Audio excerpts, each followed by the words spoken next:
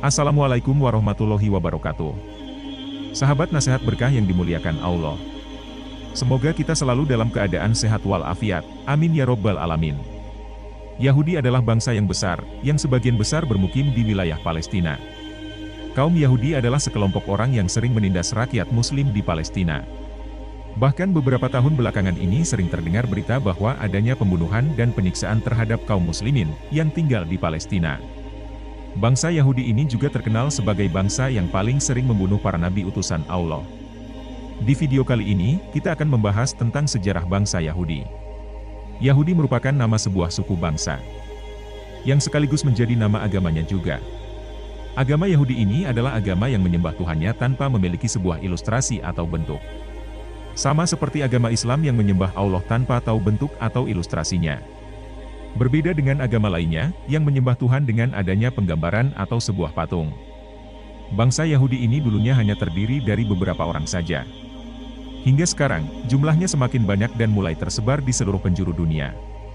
Mereka mulai membangun peradaban-peradaban di semua tempat yang mereka tinggali. Bisa dibilang bahwa kaum ini senang hidup berkelompok dengan sesama kaumnya. Pembahasan Yahudi di video kali ini akan dibahas sedikit detail. Kita akan bercerita dari awal pertama kali bangsa Yahudi ini ada. Yahudi berasal dari keturunan Nabi Ibrahim alaihi salam. Nabi Ibrahim ini memiliki 2 istri dan 1 budak. Namun yang kita kenal adalah 1 istrinya bernama Siti Sarah dan 1 budaknya bernama Siti Hajar. Dari istrinya Siti Sarah, menghasilkan keturunan yang jadi nabi juga seperti ayahnya. Anak ini bernama Ishak. Kemudian Nabi Ishak menikah dengan wanita bernama Ribka. Selama puluhan tahun menikah, keduanya ini belum memiliki anak. Hingga suatu hari Ribka dinyatakan mandul. Namun Nabi Ishak memohon kepada Allah untuk diberikan keturunan dari istrinya Ribka. Pada suatu hari Allah mengabulkan doa Ishak alaihi salam tersebut. Bahkan diberikan anak kembar oleh Allah yang ia beri nama Esau dan Yakub. Yakub adalah anak Nabi Ishak yang paling soleh. Sehingga ia meneruskan ayahnya menjadi nabi, yang kita kenal sebagai Nabiullah Yakub alaihi salam. Nabi Yakub ini memiliki banyak saudara, dan selalu memiliki konflik antara Nabi Yakub dan saudara-saudaranya, hingga Nabi Yakub sering menyendiri dan pergi di malam hari. Karena seringnya pergi di malam hari, akhirnya orang-orang menjulukinya Isra atau Israel.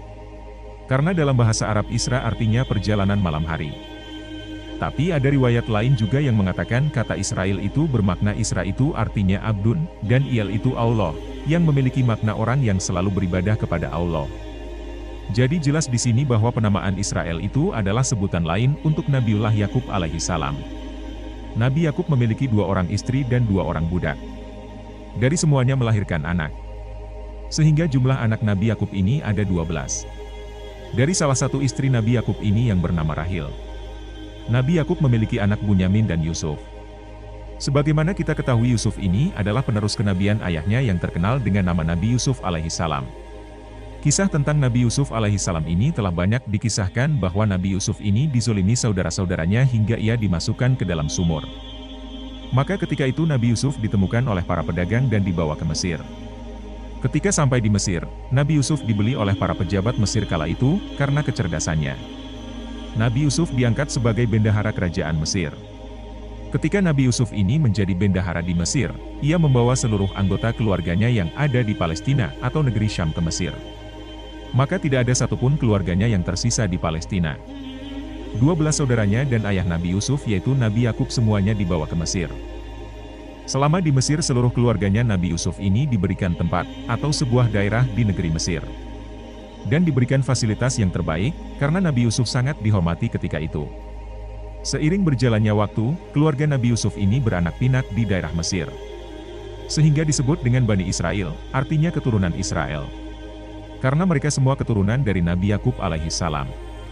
Selama Bani Israel ini di Mesir, mereka ini sangat dihargai dan hidup senang, karena diberikan fasilitas yang luar biasa. Mereka hidup mewah dan berkembang luar biasa.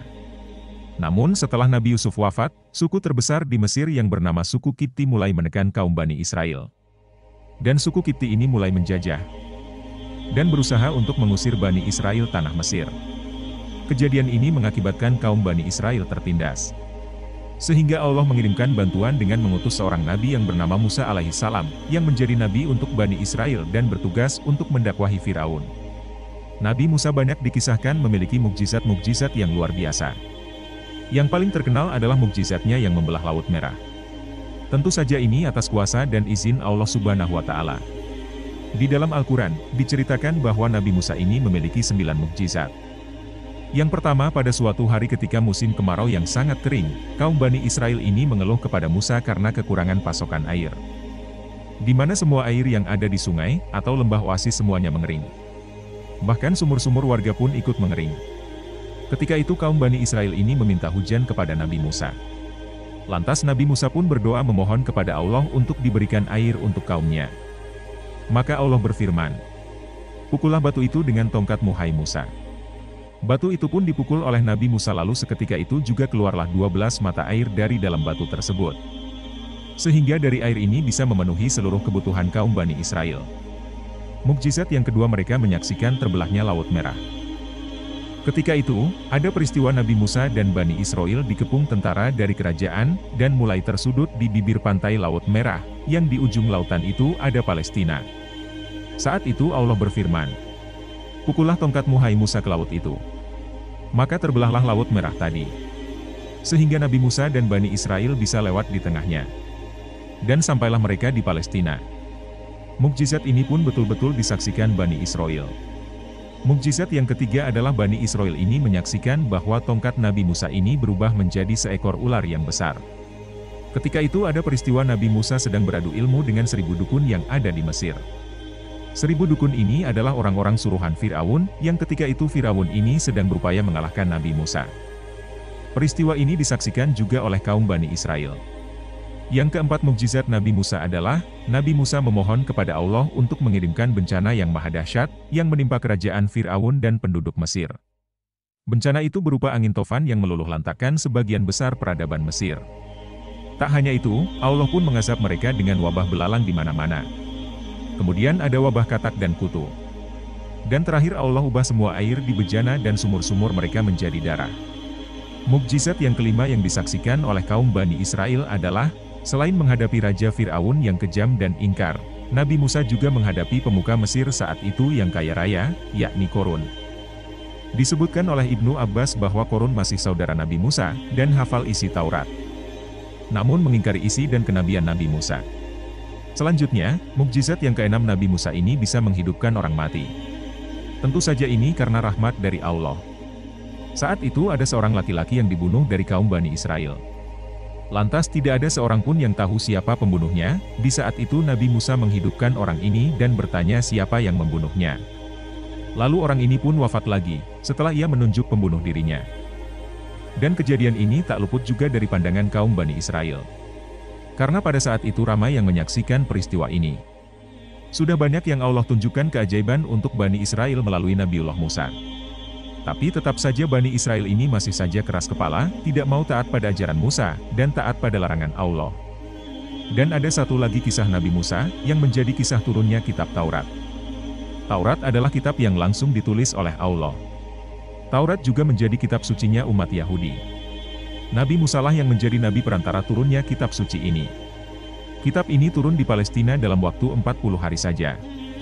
Ceritanya berawal dari Nabi Musa diperintahkan oleh Allah untuk pergi ke Bukit Tur, yang familiar dengan nama Tursina.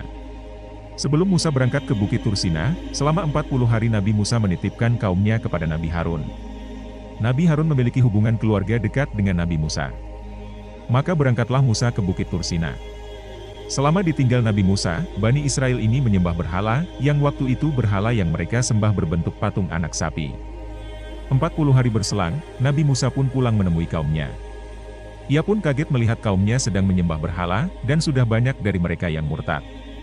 Sehingga Musa pun marah kepada Nabi Harun, yang ia beri amanah untuk menitipkan kaumnya, selama Musa pergi. Saking kesalnya, Nabi Musa sampai menarik rambut dan janggut Harun. Dan berkata, "Mengapa engkau biarkan mereka menyembah berhala selama aku tinggal?" Nabi Harun pun menjawab, "Mereka mengancam membunuhku jika melarang aktivitas mereka yang menyembah berhala." Lantas Nabi Musa pun memerintahkan kepada kaum Bani Israel bertobat, dengan cara membunuh diri mereka sendiri masing-masing, menggunakan pisau. Sungguh mengerikan sekali taubatnya dengan cara bunuh diri. Tapi karena keras kepalanya Bani Israel ini, mereka menolak perintah Musa untuk bunuh diri. Maka, Nabi Musa pun meminta kepada Allah untuk mengangkat bukit Tursina ke atas kepala mereka. Dan terangkatlah bukit Tursina ini atas izin Allah. Kemudian terbang dan berhenti tepat berada di atas kepala kaum Bani Israel yang murtad tadi. Nabi Musa mengancam sekali lagi untuk segera bertobat dengan cara bunuh diri. Kalau tidak mau maka akan dibantingkan bukit Tursina ini kepada mereka semua. Karena ketakutan, orang-orang Bani Israel ini pun mulai bunuh diri satu persatu, sehingga habislah orang-orang murtad yang menyembah berhala patung anak sapi itu. Begitu keras kepala dan sombongnya orang-orang Yahudi ini. Berkali-kali mereka lihat mukjizat Nabi Musa di depan mata, tapi tidak mau juga bertobat. Tidak hanya itu, mereka ini dulunya kaum yang tertindas oleh Mesir. Kemudian diselamatkan oleh Nabi Musa dan diberikan nikmat yang banyak. Diselamatkan dari kelaparan, tapi tetap saja kufur. Singkat cerita, Nabi Musa, Nabi Harun, dan Bani Israel sedang melakukan perjalanan menuju Palestina, melewati padang pasir yang begitu luas, dan rombongan ini dari jauh sudah melihat pintu gerbang dari negeri Palestina. Kemudian Musa memerintahkan kepada Nabi Harun dan Bani Israel, untuk bersiap-siap perang melawan kabilah yang sudah ada di Palestina. Mereka ingin merebut wilayah Palestina. Kalau itu kabilah yang menghuni wilayah Baitul Maqdis ini adalah kabilah dari Kan'aniun, Amuriyah, Yabusyah dan Finikiah. Maka ketika Musa perintahkan untuk menyerbu Baitul Maqdis, kaum Bani Israel pun takut. Kaum Bani Israel tahu di Baitul Maqdis ini ada banyak pemimpin yang kejam, dan pasukan-pasukan yang sangat banyak di sana. Akhirnya Bani Israel memilih untuk menunggu saja, agar 4 kabilah ini keluar dari Baitul Maqdis. Kemudian baru kaum Bani Israel masuk menempati Baitul Maqdis. Namun Nabi Musa dan Harun menyemangati kaum Bani Israel untuk tetap berperang, karena ini perintah Allah. Dan Nabi Musa pun memberikan kabar baik bahwa jika sekarang kita berperang, maka peperangan itu akan kita menangkan. Itu janji Allah kepadaku. Tapi Bani Israel ini berkata kepada Nabi Musa, "Engkau saja dan Harun berperang bersama Tuhanmu. Kami duduk-duduk saja di sini." Masya Allah. Begitu kaum yang keras kepala mereka ini. Sehingga Nabi Musa pun berdoa kepada Allah, "Wahai Robku, aku tidak memiliki seorang pun kecuali saudaraku Harun. Maka pisahkan kami dengan orang-orang yang fasik." Karena doa Nabi Musa ini Allah kirim kabut yang menyelimuti seluruh wilayah di daerah itu, hingga membatasi jarak pandang.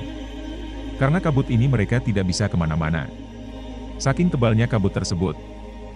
Ketika mereka jalan ke satu tujuan, maka mereka akan balik lagi ke tempat awal mereka berangkat. Seolah kabut ini menyesatkan tujuan.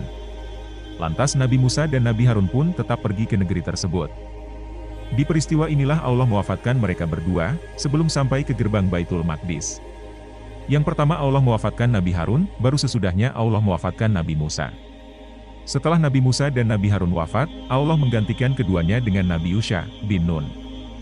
Dikisahkan Nabi Yusha, ini adalah teman sekaligus pendamping Nabi Musa, ketika Nabi Musa hendak bertemu dengan Nabi Khidir. Kisah pertemuan antara Musa dan Khidir ini ma'ruf diceritakan di Al-Quran di dalam surah Al-Kahfi. Nabi Yusha inilah yang berhasil membawa Bani Israel ke dalam Baitul Maqdis. Allah menangkan peperangan antara tentara Nabi Yusha, dan kaum yang saat itu ada di Baitul Maqdis.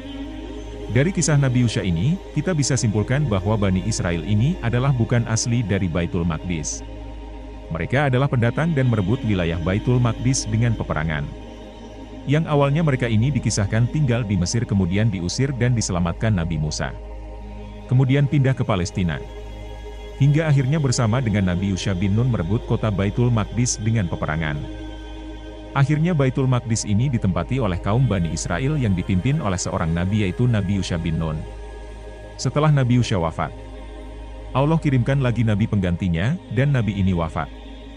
Kemudian diganti lagi dengan Nabi yang baru, begitulah seterusnya. Selalu digantikan dengan Nabi yang baru. Akhirnya Bani Israel bosan dipimpin Nabi. Mereka ingin dipimpin oleh seorang raja. Ketika itu, Nabi terakhir yang diutus ke mereka sebelum pemerintahannya berubah menjadi kerajaan adalah Nabi Samuel. Seiring berjalannya waktu, kaum Bani Israel ini berkembang biak luar biasa di Baitul Maqdis.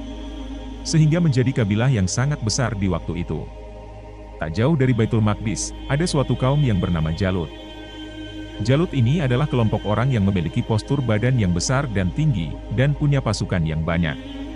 Suatu hari terjadi penyerangan dari kaum Jalut ke kaum Bani Israel, hingga ketika peperangan itu usai, kaum Jalut ini merampas tabut dari kaum Bani Israel.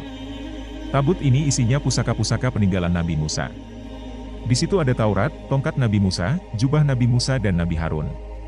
Tabut ini berisi semua tentang peninggalan Nabi Musa dan Harun yang ditempatkan di dalam sebuah kotak besar, yang disebut dengan tabut.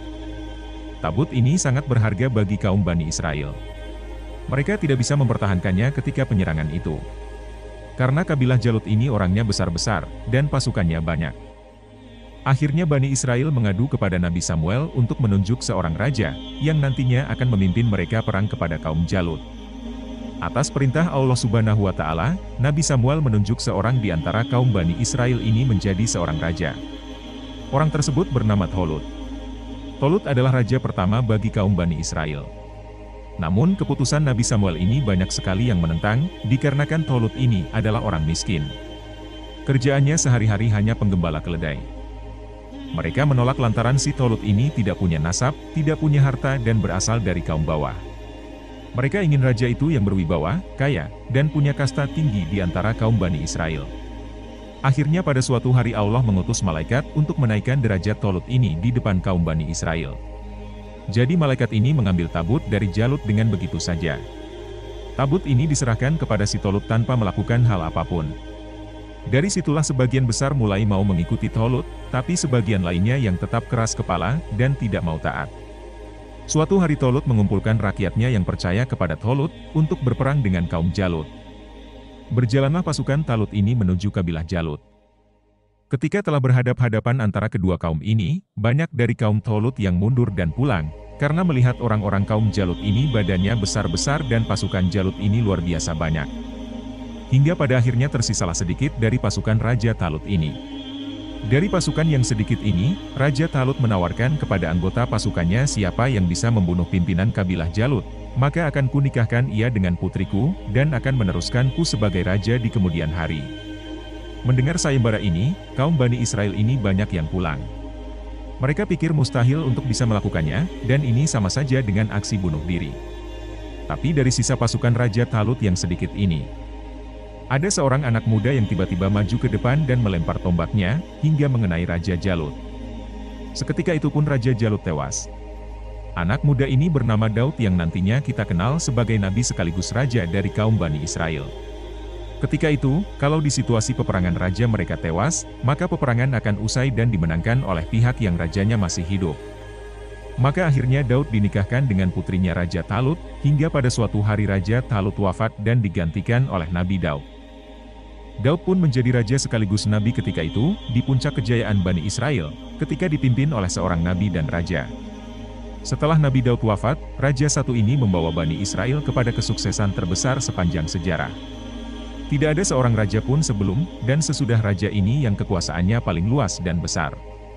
Raja ini bahkan tak hanya menjadi raja dari golongan jin, melainkan raja ini pun menjadi raja dari golongan jin, hewan, dan tumbuh-tumbuhan.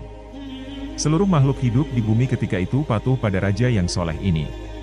Semuanya tunduk karena Allah beri kekuasaan yang luas. Nabi Sulaiman ini adalah putra dari Nabi Daud alaihissalam, yang meneruskan Nabi Daud alaihissalam sebagai raja dari Bani Israel. Suatu hari Nabi Sulaiman meninggal dunia di kursi singgasananya, yang ketika itu kaum jin sedang bekerja membangun sesuatu atas perintah Sulaiman. Setelah berselang beberapa hari, tongkat Nabi Sulaiman ini dimakan rayap. Sehingga Nabi yang wafat di kursi singgasananya ini jatuh tersungkur dan disaksikan oleh kaum jin. Mereka ini ternyata tidak tahu bahwa Nabi sudah wafat. Akhirnya jin ini berhenti bekerja, dan mulai meninggalkan istana Sulaiman. Dari sini kita bisa tahu bahwa jin ini tidak mengetahui hal gaib. Lantas kenapa banyak orang yang menyembah berhala atau datang ke dukun meminta kekuasaan? Padahal dukun dan berhala ini kerjaannya jin. Sementara jin tidak tahu yang gaib. Tentu saja apa yang diucapkan jin dan dukun adalah dusta. Karena yang mengetahui hal gaib seperti kiamat, takdir seseorang, dan sebagainya adalah Allah Subhanahu wa Ta'ala. Sahabat nasihat berkah yang dirahmati Allah. Di zaman Nabi Sulaiman ini dibangun sebuah bangunan yang bernama Haikal Sulaiman.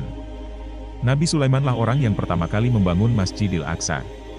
Selama hidupnya, Nabi Sulaiman meminta 3 hal kepada Allah. Yang pertama, ia meminta suatu hukum yang sesuai dengan hukum Allah. Yang kedua, agar diberikan kekuasaan yang tidak pernah diberikan kepada siapapun, sebelum atau sesudahnya. Dan yang ketiga, siapapun yang selesai sholat di Masjidil Aqsa ini, ia akan dihapuskan seluruh dosanya seperti anak yang baru dilahirkan. Yang dilakukan orang-orang Yahudi sekarang ini adalah, mereka ini sedang menggali dan mencari lokasi tepatnya di mana Haikal Sulaiman ini didirikan. Mereka ini berencana membangun kembali Haikal Sulaiman yang sudah lama terpendam. Menurut sejarah, lokasi Haikal Sulaiman ini berada di atas Masjidil Aqsa. Dan sampai hari ini, mereka masih terus menggali untuk mendapatkan situs ini. Sehingga saking dalam dan besarnya, wilayah yang mereka gali karena diyakini di lokasi Masjidil Aqsa berdiri. Masjidil Aqsa hampir rubuh dan terbenam. Ini mengundang amarah bagi umat Islam di seluruh dunia, tentang apa yang dilakukan orang-orang Yahudi laknatullah ini. Tujuan dari mereka yang berambisi untuk membangun kembali Haikal Sulaiman adalah, diyakini kalau Haikal Sulaiman ini sudah berdiri, maka sang juru penyelamat orang Yahudi akan turun di Haikal Sulaiman tersebut. Sang juru selamat yang mereka tunggu-tunggu ini tak lain tak bukan adalah Dajjal, sang pembawa fitnah akhir zaman terbesar. Dari kisah ini bisa disimpulkan bahwa apa yang dilakukan orang-orang Israel selama ini adalah mempersiapkan segala sesuatunya untuk kedatangan Dajjal, sang juru selamat palsu, yang nantinya akan memimpin mereka di akhir zaman. Yang pertamanya ia mengaku sebagai utusan Allah, namun ketika di akhir-akhir ia mengaku bahwa ia adalah Allah. Ini semua bisa terjadi, karena mereka mengikuti apa yang terkandung dalam isi Taurat. Yang dikisahkan sang juru selamat akan hadir ketika Haikal Sulaiman sudah ditinggikan. Dan Yahudi akan memimpin dunia jika Dajjal sudah hadir di tengah-tengah mereka. Padahal dahulu ketika Nabi Sulaiman wafat, negeri Palestina yang diisi oleh Bani Israel ini diserang oleh pasukan dari Raja Bukhtanasar. Mereka menghancurkan kota Palestina sehancur-hancurnya. Bahkan dahulu Haikal Sulaiman ini dirubuhkan dan diratakan oleh mereka.